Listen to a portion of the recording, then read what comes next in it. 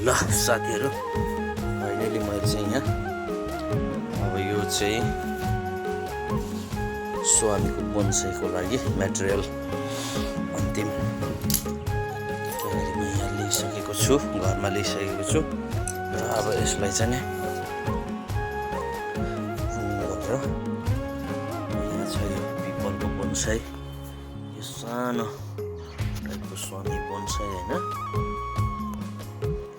यो अब जेट प्लान्टको पनि अब बोनसाई कटिङ गर्छु देखि लिएर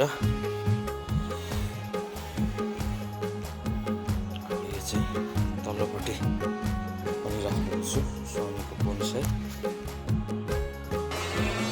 यो चाहिँ मैले बोनसाई बनाउनुकै लागि लिएको हो साथीहरू, तर यो एउटा अनौठो रुख हो। यो चाहिँ राति यो स्याप्पै सुकेको जस्तो यसको फिजिकल बनावट हुन्छ र बिहान भएपछि यसरी हरियाली हुन्छ।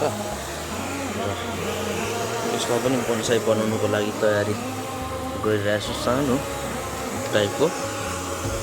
ल यहाँ देख्न सक्नुहुन्छ यो पनि पिपलको बोनसाई बनाउनुको लागि हो। यो यहीँ पलाएर यहीँ बोनसाई बनाउनुको लागि तयारी गरिरहेको छु।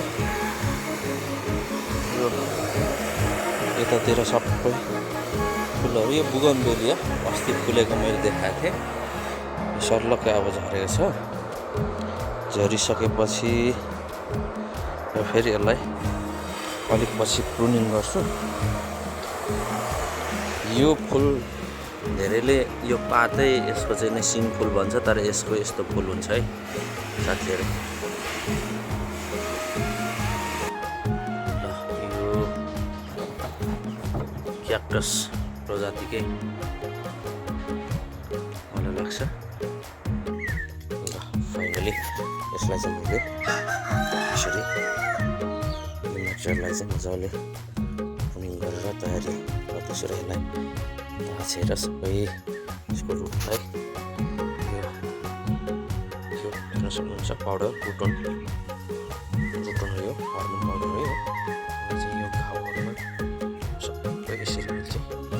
यो सबै जोडलाई म चाहिँ यसलाई चाहिँ तयारिराखेको छु हर्मोन।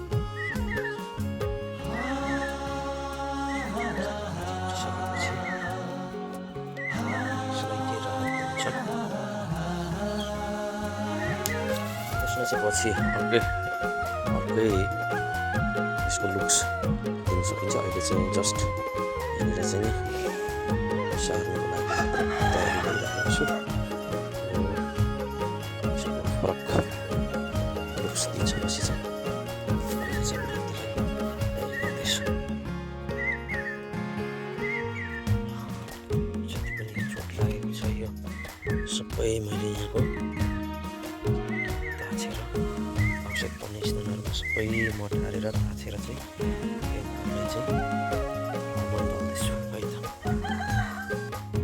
ल दर्शक बिन्दु अर्को तयारी गरेको छु। यो मेटेरियल लिएर चाहिँ यसको ट्रङ्क चाहिँ ठुलो छ, यो झन् ठुलो छ। दुइटा रेडी भइसकेको छ बोनसाईको लागि। अब यसलाई चाहिँ चट्ट बाँकी रहेको यो हाँगाहरूमा पनि सब यो चाहिँ सार्ने बचाउने भन्ने हिसाबमा चाहिँ तयारी गरिसकेको छु। यो सबै यसरी चाहिँ दलेर यो रुट हर्मोन पाउडर यो चाहिँ दलेर